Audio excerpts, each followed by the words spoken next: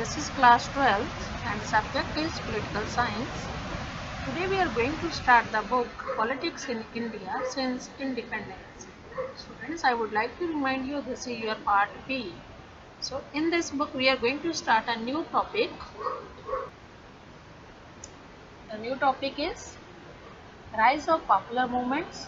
Actually students, this is according to the old syllabus. Now according to updated syllabus, the topic name is Social and New Social Movements in India. So topic name is Social and New Social Movements in India. So in this chapter we will cover the topic. The topic name is Farmers Movement. Today we will do the Farmers Movement. So let's start the topic, that is Farmers Movement. As the topic suggests you, this is the movement related to the farmers. So it is related to the agrarian sector, related to agriculture. Okay, the name of the students movement is, let's see here, the Bharatiya Kisan Union. This is the topic from your NCERT book, but according to the updated syllabus, this topic is very important. Okay students, so you will have the question, write a short note or write a detailed note on the farmers movement. So let's start it. Bharatiya Kisan Union. First of all, introduction. The social discontent in the Indian society since the 70s, it was manifold. Many of those sections that partially benefited in the process of development had many complaints against the state and political parties. Especially the agrarian struggle of 80s is one such example where better off farmers protested against the policies of the state.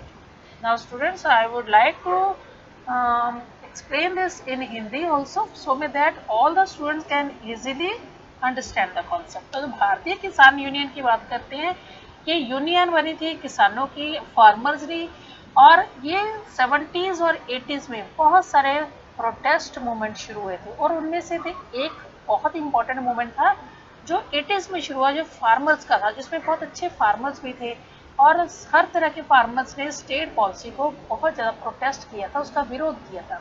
तो देखते हो students, ये भारतीय Kisan union की जो background है, origin है, कहाँ से हुआ, क्यों हुआ और उनकी डिमांड्स क्या थी। ओके, तो सीधा कर्सर यहाँ, तो जनवरी 88 में, जो जनवरी 88 में क्या हुआ, around 20,000 farmers had gathered in the city of Meerut, that is in Uttar प्रदेश।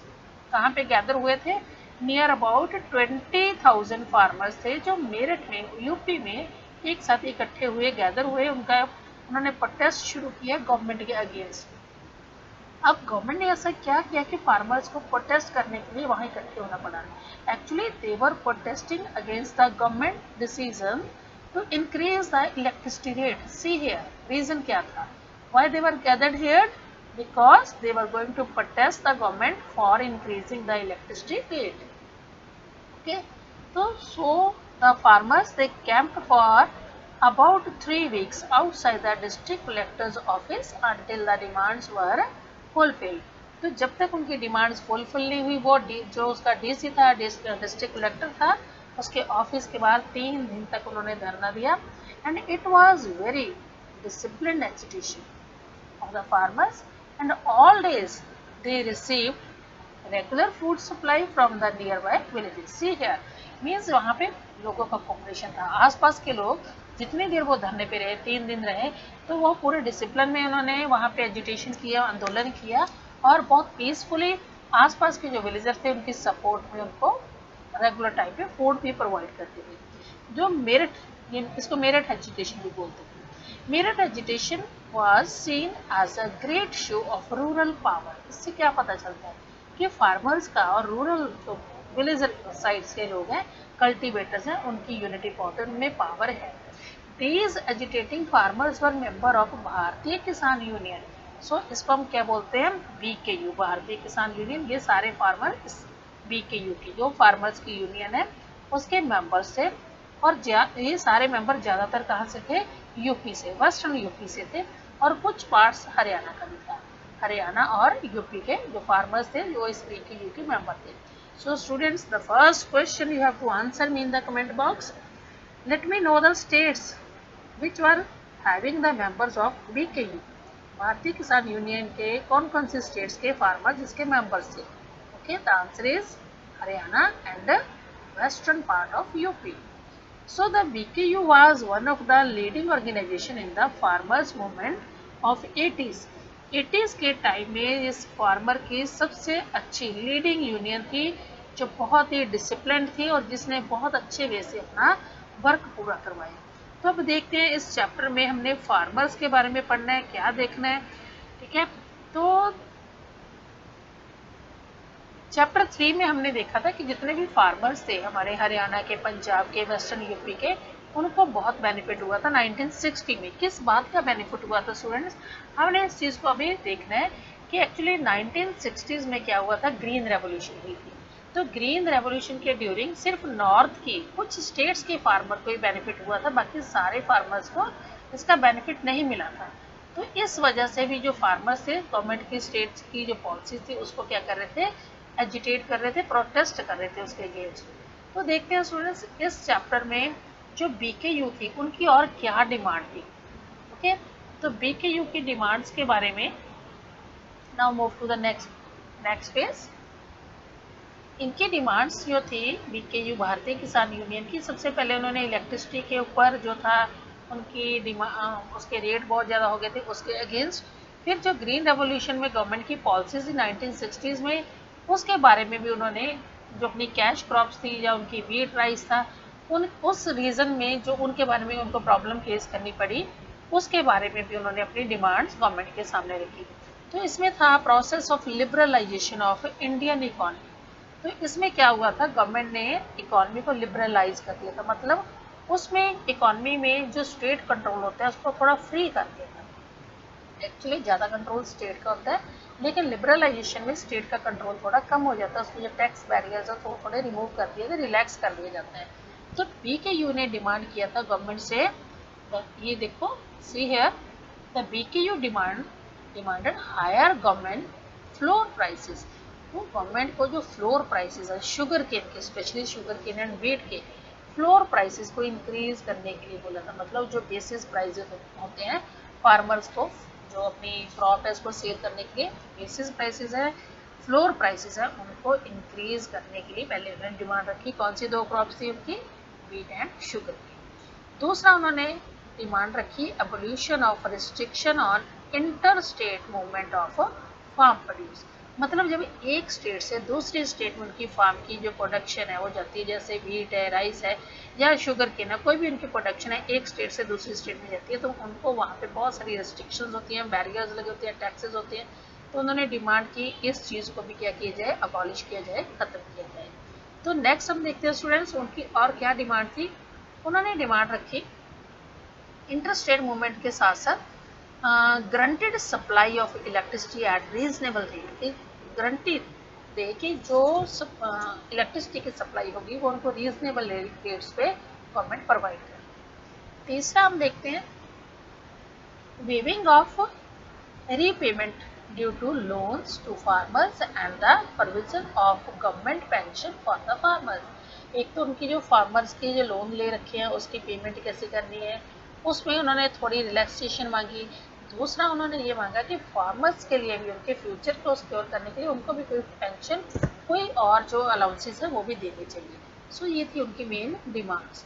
अब रिपीट करते हैं कौन कौन सी डिमांड थी. एक तो फ्लोर प्राइसेस, वीट और राइस के फ्लोर प्राइसेस को इंक्रीज किया जाए.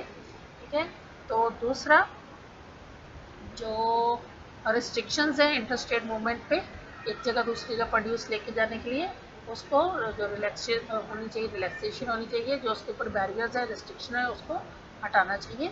जो उनकी इलेक्ट्रिसिटी है उसको वो भी रीजनेबल रेट पे उनको ग्रंटेड प्रोवाइड की जाए.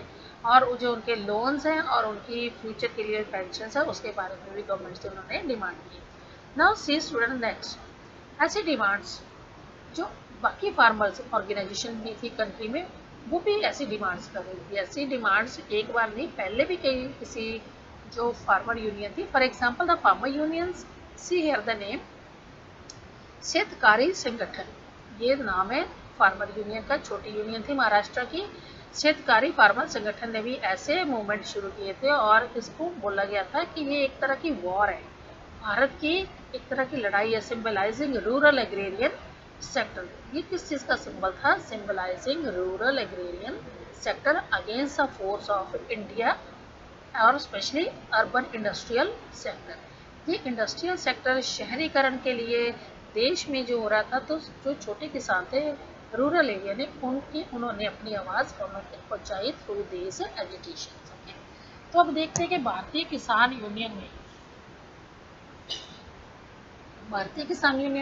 और कौन कौन से डिसीजन लिए गए, इसके फीचर्स क्या थे, कैरेक्टरिस्टिक्स क्या है, इसको बहुत ध्यान से देखना आपने। ओके, तो जितने भी एक्टिविटीज थे उन्होंने बीकेयू में इसको एक प्रेशराइज मूवमेंट कर दिया स्टेट लेवल पे, ताकि उनकी जो डिमांड्स थी गवर्नमेंट से मनवाई जाए। जैसे अपने आप को उन्होंने एक संगठन किया, ऑर्गेनाइज किया, रैलीज निकाली, बहुत डिसिप्लिन वे से रैलीज निकाली, लेकिन ये सारा प्रोसेस जो क्या था, गवर्नमेंट को प्रेशराइज करने so that the government should accept the demands. Okay, तो ऐसे डिमांड्स को एक्सेप्ट करने के लिए उन्होंने मेथड कौन सी चूज की? तो फर्स्ट ऑफ ऑल यू से दे इंक्लूड रैलीज का मेथड था, जगह जगह रैलीज निकाली गई, डेमोन्स्ट्रेशन धरने दिए गए, सिट इन्स जैसे एक जगह बैठना है बहुत शांति से पीसफुल वे से, एंड जेल भरो आंदोलन। इसके अलावा अगर गवर्नमेंट उनको अरेस्ट भी करती है तो वो पीछे नहीं हटे, जेल भरो, ये भी उनकी एक स्ट्रैटेजी पॉलिसी थी। तो इसमें क्या होता है, कोर्टिंग, इम्प्रिजनमेंट, बेशक उनको कोर्ट में अदालत में जाना पड़े, इम्प्रिजनमेंट, जेल भी काटनी पड़े, ऐसे एजुटेशन के सारे उन्होंने पार्ट्स आपने फॉलो किए, सारे टैक्स फॉलो किए। These protests involved tens of the thousands of farmers, sometimes over 1 lakh। मतलब ये आसपास के विलेज के फार्मर से जो जगह जगह रैलीज करते थे, धरने देते थे, प्रदर्शनी करते थे, बेशक कई बार उनकी जो नंबरिंग थी वो 1 लाख तक भी पहुंच जाती। इट मीन्स ये क्या शो करता है, there was a unity among the farmers from the different parts of rural area, specially of Haryana और यूपी। और उसके साथ एडजॉइनिंग एरिया, उनके साथ लगते जो एरिया थे वहाँ से भी किसान आते थे। Through out the decade of 80s, पूरा 80s का जो दहाका है 1980s का, BKU organized massive rallies of the farmers in many districts, headquarters of the state, and also at the national capital। मतलब जो भी वहाँ पे छोटे मोटे विलेज थे या नेशनल कैपिटल थी, हर जगह उन्होंने बड़ी रैलीज निकाली, बहुत सारी रैलीज निकाली, धरने दिए। तो इससे पूरे मतलब जो गवर्नमेंट थी उसको प्रेशराइज कर रहे थे ताकि उनकी डिमांड्स को एक्सेप्ट किया जा सके। ठीक, तो इसके अलावा जब देखते हैं कि ये ऐसे केसेस में जो फार्मर्स थे उनके जो दूसरे के साथ लिंकेज है वो भी दूसरी कास्ट के साथ वो भी इंक्रीज होने शुरू हुए। Most of the BKU member they belong to single community, ज़्यादातर वो सारे एक ही कम्युनिटी थे, नॉर्मली फार्मर कम्युनिटी या विलेज रूरल कम्युनिटी जहाँ उनकी भी एक ही कास्ट है, एक ही कम्युनिटी से बिलोंग करते हैं। These organization used traditional caste panchayat, क्योंकि एक ही तरह की कम्युनिटी थी तो उनकी पुराने टाइप की जो ट्रेडिशनल कास्ट पंचायत होती थी उनको यूज़ किया गया कम्युनिटीज़ में, ताकि सबको एक साथ इकट्ठा किया जा सके, यूनिफाई किया जा सके, to make them together over the economic issue. जो ये इकॉनमी के लिए मतलब जो प्राइसेस से रिलेटेड इशू था, ट्रेड से रिलेटेड इशू था, उनकी जो यूनियन थी, उनकी डिमांड्स थी, इन सब के लिए उन्होंने अपने आप को जो ट्रेडिशनल पंचायत सिस्टम था उसके अकॉर्डिंग अपने आप को यूनिफाई किया, एक दूसरे के साथ संगठित किया, जोड़ा। In spite of lack of any formal organisation, the BKU could sustain itself for a long time because it was based on clan network. What is the meaning of clan? जब एक ही तरह के कबीले के लोग होते हैं उसको हम क्लैन बोलते हैं। बेशक अब उनके पास कोई फॉर्मल बड़ी ऑर्गेनाइजेशन नहीं थी, लेकिन फिर भी बहुत लंबे समय तक इन्होंने अपने आप को सर्वाइव करके रखा, कंटिन्यू करके रखा, क्योंकि ये सारे एक ही तरह के क्लैन, एक ही तरह के कम्युनिटी नेटवर्क से अटैच थे इसके मेंबर। तो इनके जो फंड वगैरह थे, जिनकी डिमांड्स थे, तो ये सारे फंड और डिमांड्स भी इनका एक तरह से यूनियन में जोड़े रखते थे, क्योंकि सबकी मोस्टली डिमांड्स भी क्या थी, सिमिलर थी। ओके, तो हम देखते हैं कि अब इसमें जो हमारा यूनियन थी इन्होंने फर्दर क्या प्रोसेस किया। Let's move to the next page. Students continue the next page. इस नेक्स्ट पेज में अभी आपके जो टेक्स्ट है अपीयर हो रही है, आप देख सकते हो, ये आपकी NCERT की टेक्स्ट है। ओके, तो ये जितनी भी बीकेयू थी इन्होंने अपने आप को मोबिलाइज किया, कंटिन्यू रखा और एक दूसरे के टच में रहे, ठीक है। तो इनको जो भी इनके खर्चे थे वो उनके फंड्स थे, रिसोर्सेज थे, एक्टिविटीज सभी ये अपने आप अरेंज कर रहे थे और लोगों की एक दूसरे को बहुत ज़्यादा सपोर्ट थी। Until the early 90s, the BKU distanced itself from the political parties. Now this is very important. बेटा 80s में शुरू हुआ था BKU आंदोलन, भारतीय किसान यूनियन जो मूवमेंट शुरू की 80s में शुरू हुई थी और काफ़ी लंबे समय तक इन्होंने अपने आप को सर्वाइव रखा। लेकिन अर्ली 90s में इतना फेमस हो गया था, अर्ली 90s तक इन्होंने अपने आप को पॉलिटिकल पार्टी से थोड़ा डिस्टेंस में रखा, दूर रखा। ये सिर्फ एक प्रेशर ग्रुप था। It operated as a pressure group in politics with its strength of share number. जो इनका अपना अच्छा खासा नंबर था, इनकी मतलब अच्छी खासी स्ट्रेंथ थी, उसकी अपनी स्ट्रेंथ और यूनिटी के बेस पे इन्होंने अपने आप को काफ़ी देर तक as a pressure group establish करके रखा। The organisation along with the other farmer organization across the state did manage to get some of the economic demand accepted. अब इस ऑर्गेनाइजेशन ने और छोटी मोटी जो अदर ऑर्गेनाइजेशन थी स्टेट की, उनके साथ मिलकर अपनी डिमांड्स काफ़ी हद तक मनवा ली। The farmer movement became one of the most successful social movement of the 80s in this respect. Actually पहले ये सिर्फ एक सोशल मूवमेंट थी क्योंकि अभी तक किसी पॉलिटिकल पार्टी से अटैच नहीं है। अगर पॉलिटिकल पार्टी से अटैच होती, उससे हेल्प ले रही है, जो उसके थ्रू वर्क हो रहा है, तो ये पॉलिटिकल मूवमेंट बन जाती। अब ये सिर्फ रूरल एरिया की एक टिपिकल कम्युनिटी, ओके, और उससे अपनी यूनिटी से ये सोशली एक वर्क कर रही है, अपनी डिमांड्स को एक्सेप्ट करा रही है। तो ये पहले क्या थी, social movement. Now students, you must understand the meaning of social movements and the political movements. I'll explain this separately in the separate question. What is the distinguish or what is the difference between the social and the political movements? Now continue with the topic then. The success of the movement was an outcome of political bargaining powers that its member possessed. अब इसके members के पास political bargaining की power थी। कैसे थी? The movement was active mainly in the prosperous states of the country, जो बहुत prosperous state है, ठीक है, जैसे जिसमें बहुत ज़्यादा इनकम हो रही है, जब बहुत ज़्यादा डेवलपमेंट चल रही है, ऐसे स्टेट्स के साथ इनकी एक्टिवेशन थी और ये वहाँ पे भी काफ़ी हद तक एक्टिवेट रही। जैसे इंडियन फार्मर्स थे जो एग्रीकल्चर में एंगेज हैं, ठीक है, मेंबर्स हैं, ऑर्गेनाइजेशन के मेंबर हैं, जैसे BKU है, जो ये कैश क्रॉप्स उगाती है, ये सारे मेंबर एक दूसरे के साथ मिलके एक दूसरे को सपोर्ट कर रहे हैं। इट मीन्स जो स्टेट के रिक्रूटेड मेंबर थे, जो स्टेट के अपने भर्ती पे मेंबर है, वो एडमिनिस्ट्रेशन के मेंबर, कम्युनिटीज़, वो सारे क्या कर रहे थे, ये सारे एक दूसरे को कम्युनिटीज़ क्या कर रहे थे, डोमिनेट कर रहे थे। एक दूसरे के साथ सपोर्ट करने के साथ साथ ये इनको डोमिनेट कर रहे थे। डोमिनेट होता है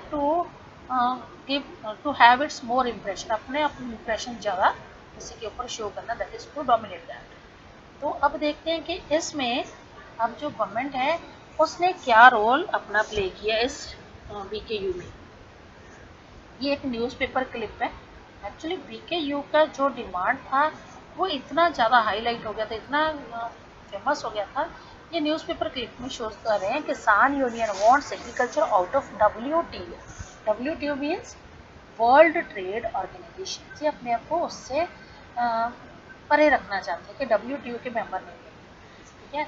तो मैसूर के जो न्यूज़पेपर थे उसमें ये न्यूज़पेपर छपी थी कि भारतीय किसान यूनियन जो उसने वार्न किया है सोशल इकोनॉमिक अपहेवल्स जो कंट्री में हो रहे हैं, जो भी उतार चढ़ाव आ रहे हैं, उन्होंने किया है कि they doesn't bargain to keep agriculture out of the purview of the world trade organisation. Actually ये अपनी मीटिंग्स में और इन्होंने और भी कई जगह जो भी जैसे WTO की मीटिंग हुई थी, हांगकांग में मीटिंग हुई थी नवंबर में, उसके अकॉर्डिंग इनके लीडर्स का कहना था कि न्यू दिल्ली में जो मार्च उनके इन्होंने 17 मार्च को गवर्नमेंट को प्रेशराइज किया था कि एग्रीकल्चरल एक्टिविटीज़ को WTO से थोड़ा डिफरेंट रखें, हटा के रखें, इनको वर्ल्ड ट्रेड सेंटर के साथ इन्होंने ऑर्गेनाइजेशन के साथ अटैच नहीं हुआ था। तो इसके अलावा जो कर्नाटका थे, ठीक है, कर्नाटका में भी एक फार्मर्स की यूनियन थी, महाराष्ट्र में भी थी। महाराष्ट्र की जो यूनियन थी उसका नाम था शेतकारी संगठन। ये अपने 1 मार्क क्वेश्चन में आपको इम्पोर्टेंट आ सकता है। शेतकारी संगठन फ्रॉम महाराष्ट्र एंड रायता संघ रैतर संघ ये होता है कर्नाटका में जो फार्मर्स हैं उनसे रिलेटेड। ऐसी बहुत सारी यूनियन थी, उनके मेंबर्स थे। तो ये सारे मेंबर्स साथ ये प्रोटेस्ट कर रहे हैं। कम्युनिटीज़, ये सारी कम्युनिटी फार्मर्स की कम्युनिटीज़ को लेके इस आंदोलन को क्या कर रही थी और भी स्ट्रॉन्ग बना रही। So in the end let's have the summary of the Bharatiya Kisan union. See students, I have prepared the summary for you. The Bharatiya Kisan Union was one of the leading farmers movement in the form of agrarian struggle of farmers. This was against the process of liberalization of Indian economy. Okay. Then the BKU demanded, they demanded higher government floor prices, abolition of restrictions, granted supply of electricity and provision of government pension to the farmers. तो ये इनकी main demand थी और काफ़ी हद तक इनकी demand पूरी हुई और ये एक तरह के प्रेशर ग्रुप की तरह इन्होंने वर्क किया, बहुत यूनिटी से वर्क किया। So this was the movement of 1980s that was very important movement which is known as Bharatiya Kisan union. इसके अलावा इसने आसपास के स्टेट्स के जो छोटे यूनियन थे जिसको पहले लोग डोमिनेट करते थे उनके मेंबर्स को भी अपने साथ मिलाया। सबकी डिमांड से, यूनिटी से भारतीय किसान यूनियन ने बहुत सक्सेसफुल और एक डिसेंट वे से, डिसिप्लिन वे से अपनी डिमांड्स को पूरा करवाया। इनके जो पॉलिसीज थे वो थे रैलीज, कैंपेन, सिट-इन्स और जेल भरो आंदोलन। Hope you must have understood the chapter. So watch the video again if you don't understand in once, okay, then don't forget to subscribe and save the chapter in your saving list, okay.